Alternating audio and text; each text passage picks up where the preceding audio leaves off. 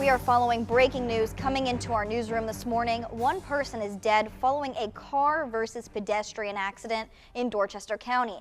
Officials say it happened this morning around 2:30 on Central Avenue. Right now, police are searching for the car involved in that accident. The identity of the victim is unknown at this time.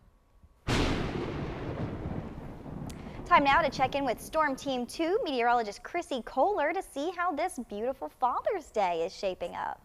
Hey, good morning, Macy, and good morning to all of you. It's going to be a beautiful Father's Day, actually. We do have a couple of spotty showers that have popped up this morning, but for the most part, we're looking at a pretty nice day for most areas. As you take a live look right now from our Beach Club camera, you can see a few heavy clouds out there over the harbor and the downtown area. We do have a spotty shower that's popped up. It is 82 currently at Charleston International with a dew point of 72, so it's pretty muggy. Here's where that shower is. It formed over Johns Island and James Island and now drifted down towards Folly Beach and Kiowa Island, and it's really dissipating pretty nicely right now, so I expect that to kind of fizzle out here in the next couple of minutes. Temperatures right now are in the upper 70s to the low 80s. You're at 79 in Walterboro and Moncks Corner, 81 Pawleys Island and Georgetown, 82 currently in Mount Pleasant and Goose Creek. Dew points are in the upper 60s to the mid 70s. It is oppressively muggy in most areas this morning. We're headed for afternoon highs around 90 inland, mid 80s at the beaches with a partly cloudy to mostly sunny sky through the day. We'll talk about that potential for maybe a couple of pop-up thunderstorms coming up in your full Storm Team 2 forecast. Macy?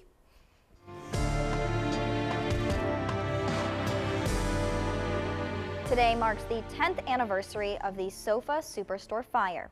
The City of Charleston and St. Andrews Fire Departments responded to the call, and 9 firefighters were killed. We now take a look back on that day. June 18, 2007 at 7:09 p.m. When the alarm sounded, firefighters sprang into action. I got fire inside the rear of the building that's walking its way right on into the showroom. Black smoke poured out of the Sofa Superstore and into Savannah Highway. As they begin to battle the flames, a 911 call comes in. An employee is trapped inside. Okay, at the back! At the back! He's in the back. He's trapped in the back. Firefighters rush in and rescue that employee. But once he is out, the fire quickly consumes the building. That is one of the last things we hear from the 9 heroes inside. Tonight, a great and heroic tragedy is befallen our community. Brave members of the City of Charleston Fire Department fighting this massive blaze in a store filled with fuel, among the most combustible of fuel, a Sofa store. This massive fire has produced several City of Charleston firefighters who are now missing. The next morning, one by one, each firefighter is carried out of the store by their brothers in a silent and solemn salute. Engineer Brad Beatty, Captain Mike Binky, Firefighter Melvin Champagne, Firefighter James Earl Drayton, Assistant Engineer Michael French, Captain Billy Hutchinson, Engineer Mark Kelsey, Captain Louis Mulkey, and Firefighter Brandon Thompson, all remembered by the Low Country as the Charleston 9. Charleston City Fire says it has made major improvements since the Sofa Superstore fire. Interim Chief John Tippett says those changes include improved fire inspections, codes, and an automatic aid agreement that puts more firefighters at a scene faster. Right now, to remember the Charleston 9, the Charleston Fire Department will initiate a standing watch. Firefighters have begun standing guard at the Memorial Park. That started at 12 this morning and will end at midnight. There will also be a memorial ceremony there starting at 7 tonight. That is open to the public.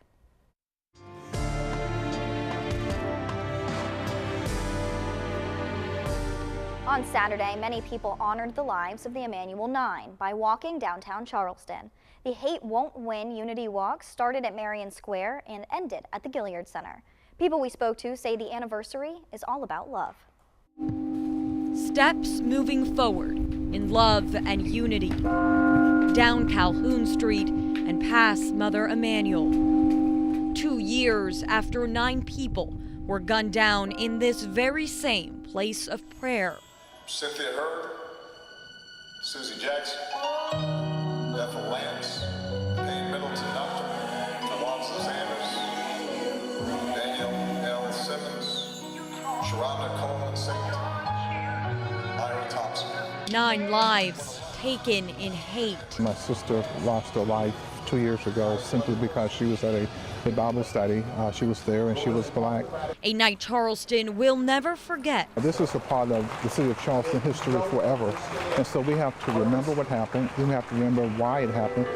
The people of Charleston stood strong with a different message. Hate won't win. Hate will never win, but love will, always. And that's what this vision and this message is all about, love and forgiveness. Former State Senator Malcolm Graham remembers his sister, Cynthia Hurd, her faith in God and love for literature. Cynthia was very involved in literacy. She was a librarian for 31 years in the Charleston County School District. He says it's these stories, their stories, that shine brighter than that night, June 17th, 2015. And so today, 2 years later, we come to remember and to celebrate their life, not how they died, but how they lived and who they were.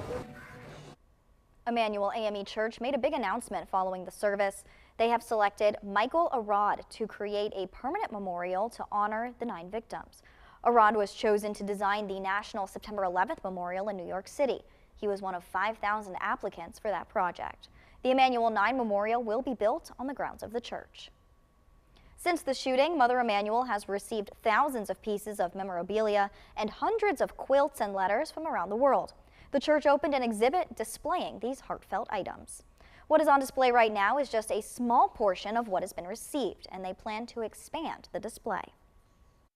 But this is just the beginning. Over the next years, when we have more space, all of the artifacts that we have had hundreds of letters, and we have had pictures and paintings. If you would like to visit the exhibit, it will be open from 10 a.m. to 2 p.m. Monday through Friday, Saturday from 10 to 2, and Sunday from noon to 2. That's at 85 Calhoun Street, right down the street from Mother Emanuel. Happening today, Mother Emanuel will hold its morning worship service. They are extending an invitation to the community. If you would like to attend, that service starts in just about 20 minutes at 9:30 a.m. Other events for the anniversary will be held throughout this month. For a full list and for all of our Mother Emanuel coverage, you can head online to our website. That's counton2.com.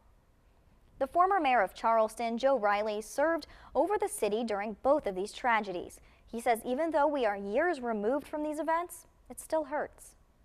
Each tragic event is a permanent part of my memory and my emotions. So and it is with me every day. I think of those who were lost in the fire and those who were killed by the hateful bigot. They're in my nightly prayers. It was never far away from me and never will be, always be a part of me. Later in the show, we will look back on the 9 firefighters who died in those flames and hear from their families, who credit them as being heroes. New this morning, the jewelry store owner accused of shooting and killing his wife is out on bond. Ivo Colucci bonded out of the Charleston County Jail earlier this week. He was released on a $50,000 bond. Colucci faces a murder charge for killing his wife Doris in April after an argument inside their store. Police say the shooting was captured on video and shows Colucci retrieving shell casings from the gun and placing them in his pocket. Right now, he is in a nursing home facility in Anderson. Orangeburg authorities say this man, 33-year-old Gregory Prezi, is now back in custody after escaping from jail. He was recently sentenced to 3 years for violating probation. Police say he was able to leave due to a malfunctioning door. He was later rearrested after being found in an alley wearing his green jail jumpsuit. A child is dead after Spartanburg police say she was shot by her 6-year-old sibling. The shooting happened at a home on Friday. Police say the victim's sibling had the gun and it went off accidentally. Police say a single bullet struck and killed 4-year-old Carly Mack. The coroner says she died at the hospital. A local nonprofit is asking for your help to raise money for orphaned children in Haiti. The organization, caring for Haitian orphans with AIDS, or CHO-AIDS, hosted their first fundraiser in nearly 8 years Saturday at the James Island Christian Church. The organization also launched their first short film at the event. It's called How We See and was produced by 2 local filmmakers. The hope with the video is to make people aware of the situation in Haiti with children who are born with HIV, and to see CHO-AIDS is the only organization that we know of specifically addressing that issue, and we would love to see them grow and be able to take in more kids, because it really is the difference between a child living or dying. CHO-AIDS has helped dozens of children facing desperate circumstances in Haiti and says proceeds will go towards school fees and expenses for the next school year. News 2 Today is just getting started.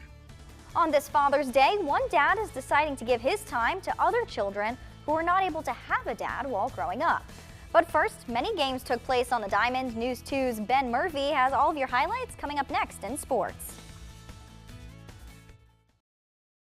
Good Sunday morning and happy Father's Day. Today, we remember the 9 lives that were lost in a fire in Charleston 10 years ago on this day. One of those 9, Captain Lewis Mulkey, will be remembered in many ways, but one as a coach for the Somerville basketball program. Tonight, we give you the full story on his impact on the school, but for now, former players tell us how much he meant to them. In life today, as I've grown and become a supervisor in other places and things like that, I see the values that I should, put into other people. As far as your parents are the most important thing in your life. They're always there for you in those times, and that's something that he would always instill into us. In other news, River Dogs looking to keep from dropping 2 in a row to the Fireflies last night. This helps. In the 5th, Alexander Palma takes one to left. Guess who's out there? Tim Tebow. Make a play, buddy. 1 run will come on home as a part of a 2-run 5th. And of course, we got to show you what Tim did at the plate. How about this one? Drive up the middle in the 6th from the lefty. 1 for 4 on the day, but it wouldn't be enough for a win. River Dogs split the series with Columbia. Rubber match today at 1. That's your look at Sunday morning sports. Have a great rest of your day. Coming up on News 2 Today. Maybe you're taking Dad out on the waterways today to celebrate Father's Day, and it's looking like a pretty nice day out there. If you're headed out on the lakes, you've got a southwest wind at about 5 to 10 knots and wave heights less than a foot. As you head into the Charleston Harbor, you've got a south wind at about 10 to 15 knots. The water temperature is 82 degrees. And for the coastal waters, a south wind at about 10 to 15 knots with wave heights of 3 feet. Got to look at your Storm Team 2 forecast on the other side of the break. Live with coverage you can count on. This is News 2 Today. Good morning. Thanks for sticking with us for our second half hour of News 2 Today, and happy Father's Day to all the dads that are watching this morning. Yeah, that's right. It's going to be a nice day here in the Low Country, a little hot and humid, but I think dads are pretty used to that. It's that time of year after all. But we have some rain coming up, but it looks like that today it's going to at least hold off a little bit for those outdoor activities for Dad. Yeah, especially if you're headed to the beaches today. It should be fairly dry, especially along the coastline. There is that chance that we could see some afternoon showers and thunderstorms pop up mainly along the sea breeze. I don't think it's going to be quite as much coverage as what we ended up seeing yesterday afternoon. And it was feast or famine, because a lot of people are like, what rain? What are you talking about? But there were other folks that had a good amount of rain yesterday and some thunderstorms. So it really kind of was hit or miss depending on where you were. But today should be mainly along the sea breeze. As you take a look right now at our Beach Club camera, you can see we've just got a few clouds out there hanging out over the peninsula, but really a very nice start to the day. It's 75 degrees out of Charleston International and 73 for that dew point, so it is very muggy. It is currently 73 in King Street and Somerville, 71 right now in Walterboro, it's 75 in Georgetown, 79 Mount Pleasant, and already 80 degrees at Folly Beach. As you take a look at your dew points, we are in that muggy to oppressively muggy category, and this is where we're going to hang out, not just today, but really through the rest of the 7-day forecast, so just kind of get used to it. As you take a look at your forecast for the rest of the day, a mix of sun and clouds, at times mostly sunny, at times partly cloudy. We're up to 83 by 10 o'clock, 87 at noon, 88 at 4, and down to 86 at 6 o'clock this evening. Highs today around 90 inland, at the beaches in the mid-80s. We'll talk more about that unsettled weather headed our way for the upcoming week, as well as look at the tropics coming up in just a few minutes. Maisie? New this morning, the U.S. Navy says the bodies of the sailors who were missing in the collision between the USS Fitzgerald and a container ship have been found inside flooded compartments on that ship. The collision happened off the coast of Japan. The Philippine merchant container was 4 times the size of the warship. The Navy says the bodies found will be transferred to a naval hospital in Japan to be identified. The reason for the collision of the two ships remains unknown. At least 7 U.S. service members were wounded in Afghanistan when an Afghan soldier opened fire at a military base. The shooter in the so-called insider attack was killed. It was the second insider attack in a week on U.S. forces in Afghanistan. The Pentagon is considering whether to send thousands more U.S. troops to join coalition forces in the country. According to London officials, the total number of people killed in the apartment fire stands at 58. Questions are looming if the tragedy could have been prevented. The building is located in a poor area of the city. Other residents say fire safety concerns were reported to local officials, but were ignored. There were no fire alarms or sprinklers inside the building. Authorities say identifying the victims will take some time. A mistrial was declared in the Bill Cosby sexual assault case Saturday. After more than 50 hours of deliberation over 6 days, the jury could not reach a unanimous decision, forcing a mistrial. The actor and comedian was accused of drugging Andrea Constand. The district attorney says he plans to try the case again. Cosby's publicist says he has his power back, and the DA needs to stand down.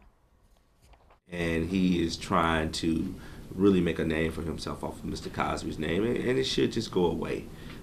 He got the opportunity, and he has the bragging rights to say that he brought Bill Cosby to trial, and he got that shot. And I think he's taken his shot, and he needs to let it go.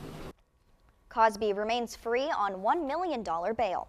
He is still charged with 3 counts of felony sexual assault.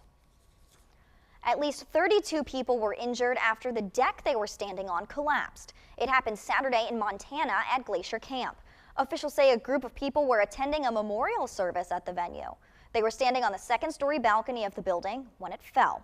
All 32 people were taken to the hospital, including 6 who needed to be airlifted, with injuries ranging from mild to severe.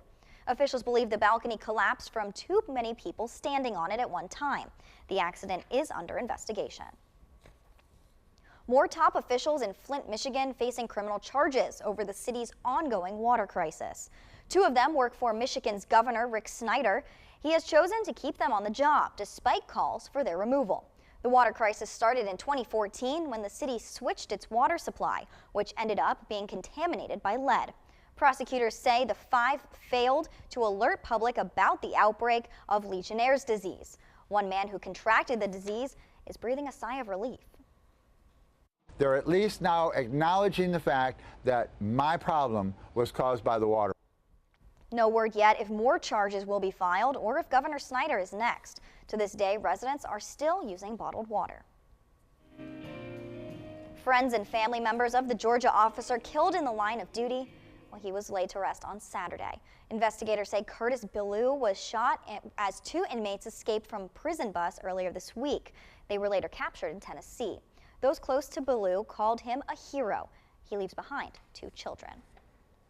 Louisiana Congressman Steve Scalise has been upgraded from critical to serious condition. Doctors say he underwent another surgery Saturday and continues to improve. In a statement, the hospital said he is more responsive and speaking with family.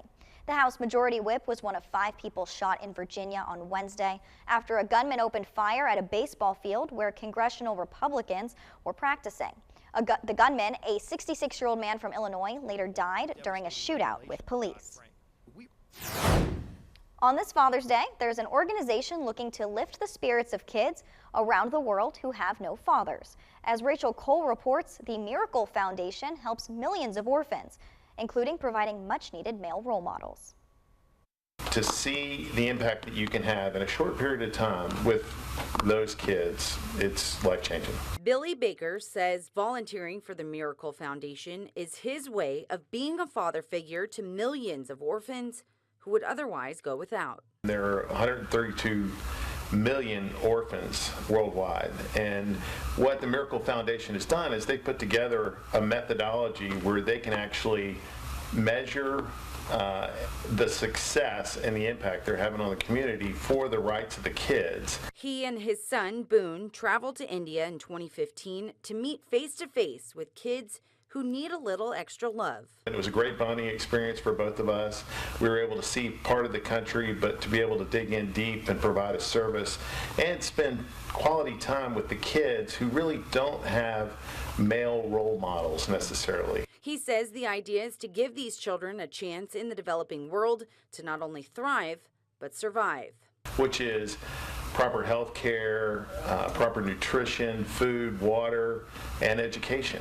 The Father's Day campaign is a way for the world to raise money or simply support the success of so many minors who have nowhere else to turn. Why not contribute to the Miracle Foundation and let them do the work they do to spread those seeds for your fathers? Baker says instead of giving a tie or tools, give to kids without dads on Father's Day.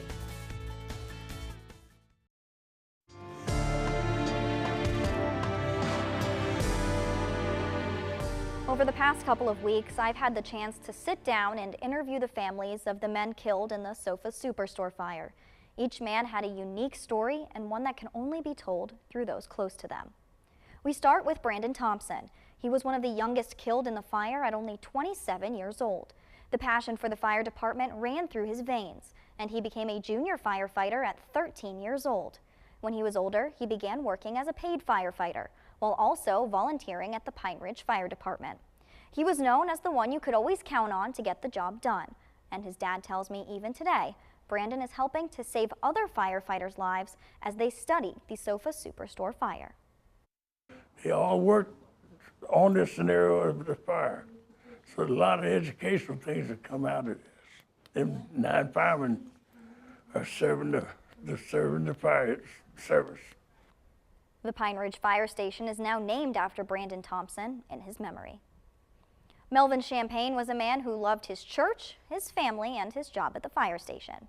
He was a deacon at the church and was always the first one there in the morning and the last one to leave. His cousin Carl says Melvin loved going to work at the fire station and did not think twice about risking his life to save another. He says Melvin left the house every day looking stylish, and his best accessory was his smile. Melvin had a smile that you would not forget. I mean, everywhere he goes, he had a smile on his face.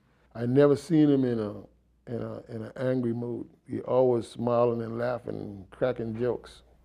Melvin's daughter gave birth to Melvin's first grandchild this year, a little girl who inherited his famous grin. Brad Beatty was known as a quiet guy who it took a little longer to get to know. His wife tells me that quiet demeanor was deceiving because he became the prankster of the crew, playing many jokes with a straight face. Brad was a loving father and devoted husband who had the most fun laughing and playing on the floor with his 2 young kids.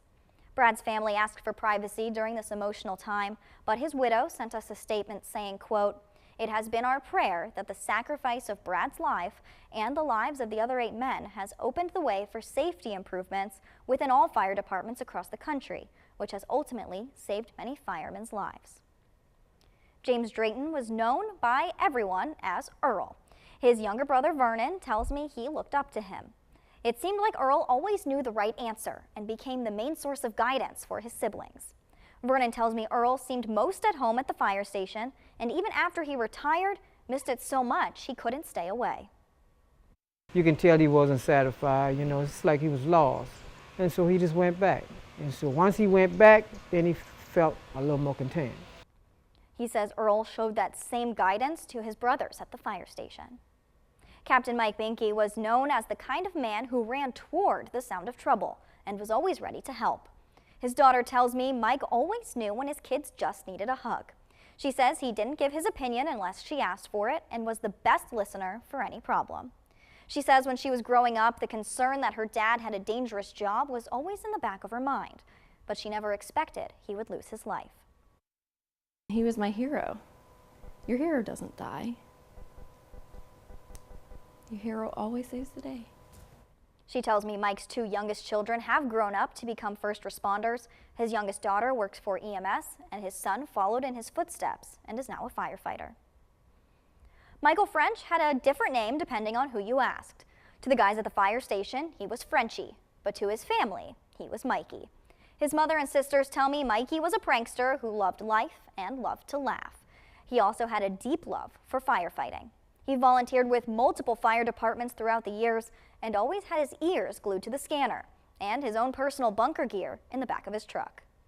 Like, no matter where my brother was, if a tone dropped, it could be in Edie Town. He was going. His niece Kelsey inherited that love for firefighting. Mikey's sisters tell me he would be proud she joined the fire department, but he'd be sure to keep a close eye on her. Captain Billy Hutchinson was known for his smile that could light up a room. His friends tell me it was contagious, and Billy wore that smile every single day. When he wasn't working at the fire station, Billy Hutchinson was a barber at Williams Barber Shop in Goose Creek. Even 10 years later, his former coworkers tell me customers still ask about Billy because he is the type of person who is impossible to forget. We mention Billy about every day in here, if not every day, every other. If we hear a thump, we'll say, well, that's Billy back there. They say the only time the barbershop ever closed during business hours was for Billy's funeral.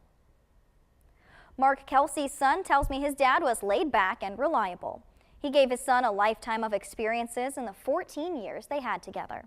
His son Paul says they had a close bond and would do everything from fishing to golfing to playing video games.